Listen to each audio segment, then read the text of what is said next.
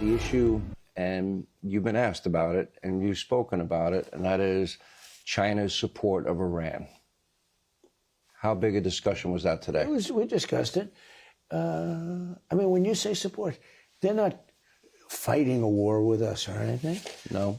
He said he's not going to give military equipment. That's a big statement. He said that today. That's a big statement. He said that strongly. But at the same time, he said, you know, they buy a lot of their oil there, and they'd like to keep doing that. He'd like to see Hormuz Strait opened. I said, well, we didn't stop it. They did it, then we stopped them. Well, that doesn't mean that China's, obviously suddenly trustworthy and is going to break off its relationship with Tehran.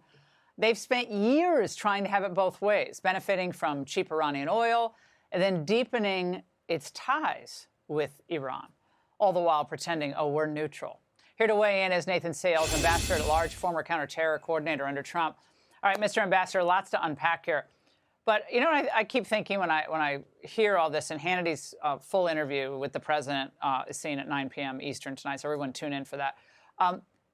What I think is if President Trump, as all these Democrats prayed it out to say he's so weak, America's so weak going into this summit, then why is China bending over backwards, it seems, to help with Iran? Why would that be the case? Well, it's a good question, Laura, and I think we heard some positive words coming from the Chinese Communist Party today, but let's see what their actions turn out to be. Look, the Pacific region is littered with the residue of broken Chinese Communist Party promises, and I don't think we can take it to the bank. But I think the really key factor here is we apparently didn't have to give anything up to get Xi Jinping to commit to not arming Iran. And that's really important because you can imagine a deal that he would propose to President Trump. You know what, you guys stop funding Taiwan and we'll stop funding Iran. And we didn't do that. We didn't have to betray free and democratic Taiwan in order to get some concession from China. And that really matters. Well, that's so key. We also didn't roll back the tariffs. I mean, I know the court challenges the tariffs, but tariffs still in place. Biden left a bunch of tariffs in. China, those tariffs have crippled much of what China wanted to do in these 4 years of Trump. They've already lost, what, 20% of their exports into the United States, gone down over $100 billion. That's all because of the tariffs. Trump hasn't moved on those tariffs. Yeah, it's a great point. China's economy is fragile right now for lots of reasons. They don't have an economy that produces stuff to be consumed at home. They're an export economy. So they're highly dependent on importing stuff here in the United States. But the other problem here that China has to face is that the longer the Strait of Hormuz is closed, the greater the economic drag that's going to cause for countries around the world. And we heard this from Secretary of State Rubio earlier today. The Chinese need that strait to be open because they have to be able to export in order to keep their economy humming. If a communist dictatorship loses the source of its domestic legitimacy, watch out.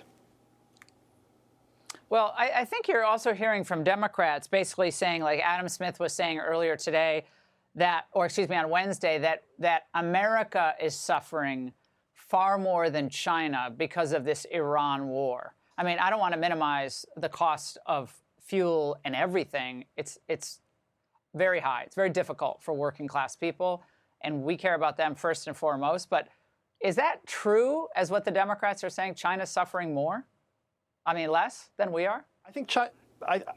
Look, the economic strain that China is experiencing is real and it's growing. And I think the United States economy, as a free market capitalistic society, we are much more resilient than a brittle authoritarian command economy like China has. So we're going through some tough times economically here in the United States, but we can absorb it over the long run. And China is facing a lot of headwinds from U.S. tariffs. It's harder for them to export here. Their energy prices just went up because we are squeezing the Iranian regime's ability to export, and China is highly dependent on Iran for energy.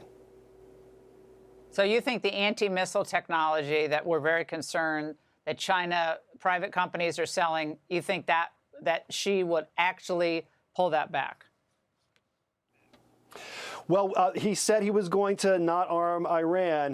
Now it's shift over to trust but verify, or actually not even trust, but verify. Yeah. One other thing we learned during the Iran war, Laura, is that Chinese military equipment isn't all that good. We were able to defeat their radars and their missiles with fairly easily. So, you know, I think Xi Jinping is probably going to be talking to his generals and designers. Maybe we need to improve our stuff. Well, I think didn't they put a couple of their former secretaries of defense in prison or sentence them to death? I mean, they get rid of people pretty fast over there. Mr. Ambassador, thank you. Be sure to like and subscribe for all the Fox News latest on YouTube and catch full shows streaming now on Fox One.